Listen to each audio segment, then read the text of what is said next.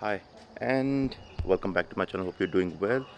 So today I'm going to talk about something that has always been in my mind when I was starting and before I did my R&D, and something that will might have been in your mind while clicking photos, especially while clicking photos.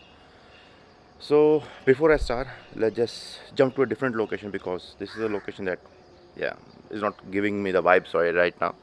So let's just go to something that is really good and something that is much more feasible for this kind of a talking head shot.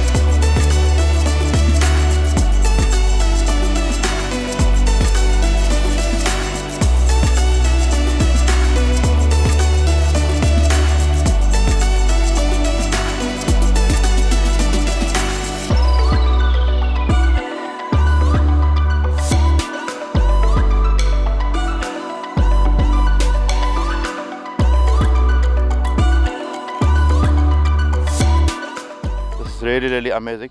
Thanks to Rohit because he is the one basically showing me the area. I didn't know about it. Seems like an appropriate spot to talk about how to get sharp images with your camera and what are the things that you might be doing wrong. These 5 points will help you to get a sharper images or basically correct the settings that you might not be using.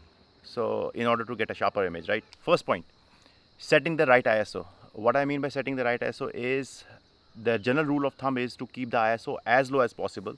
My camera goes to 50. Your might generally every camera goes to the lowest they can go is 100.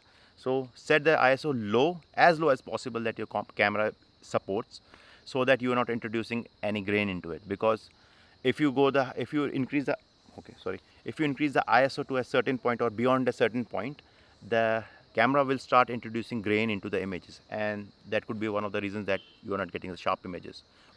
So the second point is the hand holding rule. The general rule of thumb is to keep the shutter speed double the focal length you are shooting in.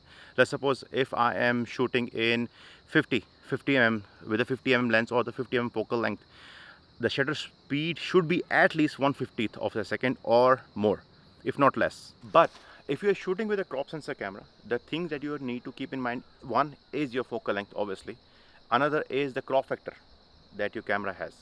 So for my case, the Canon 77D, not this one obviously, if I'm shooting with a 16 mm lens and have a crop factor, that one has a crop factor of 1.5. So 16 into 1.5 equals to 24, and that is your new focal length. And now the shutter, like I told you, like a hand holding rule suggests, now the shutter speed should be 1/24. So the third point is choosing the right aperture. So everybody loves to have a blurry background.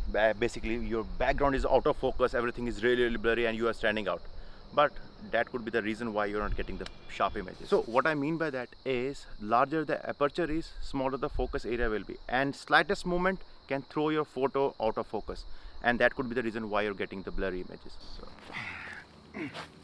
So there are certain things that you need to keep in your mind. This is the cheat code that I got to know while choosing the right aperture. One, if you are shooting a landscape and you want to capture everything, there is no point of shooting everything in 1.8, because that will basically create a shallow depth of field, and everything else besides the points beside the point where your camera focuses will be out of focus. So what's the point of shooting 1.8 in a basically and getting a landscape image? For that you will have to crank up the the aperture, so that everything is higher. Aperture basically means everything in focus. So general rule of thumb is, if you are shooting in a landscape, anything beyond 5.6, 6.7, 8 up to 8 and 9 and 10 depending on the lighting situation will work flawlessly. And another point is, if you have a prime lens or any kit lens or any kind of a lens that has an aperture 1.8, 2.8, So I would suggest you to shoot one stop above that. Why I'm saying that because 2.8, if 1.8 is the maximum, and it has a really sharp or a really small razor thin focus area, basically bumping the aperture to 2.8 or 2 will give you a wiggle room to basically, even if your subject moves, so that will give you a wiggle room and you will be getting much more sharper images. So fourth point is choosing the right shutter speed. As you know, the shutter speed is directly responsible for letting more light onto your camera sensor, right? So that could be the reason, one of the reasons you're not getting the sharp image. Let me explain. If the shutter space stays open for a longer period of time and letting more light into the camera sensor, even a small jerk of your hand could create blurry images, and that could be one of the possibilities. So I would suggest to shoot with a higher aperture. If there is a stagnated subject that you are trying to shoot, go anything above 50, and using the hand holding rule, try to go above the focal length that you are shooting in. And if you want to shoot something that is moving really fast, try to go above 100, and do experiment with that, and that will help you dial down the proper setting for the proper scenario that you are shooting in.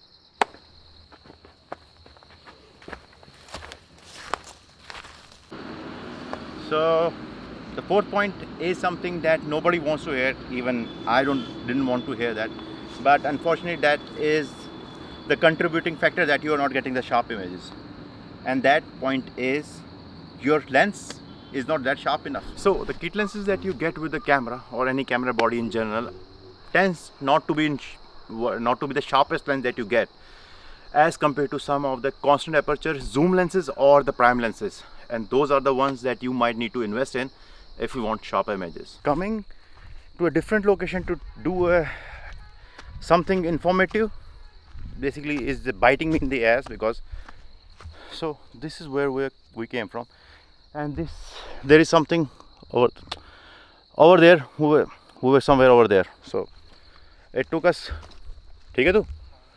quite some time to basically come over here to find this location in particular, where everything was good, and you can judge by the breathless that I am being right now.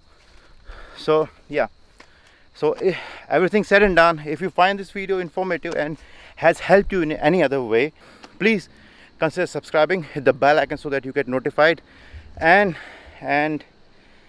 stay tuned for the more. Do like. Yes, of course, and do like. And if you want to follow me on my Instagram or Vero, and that is something that we will be talking about soon. So the links should be down there, and if you want to follow Rohit, the links of his Instagram should be down in the description. Do give him a follow, do check him out, and everything said and done, see you in a bit, and now time to head home.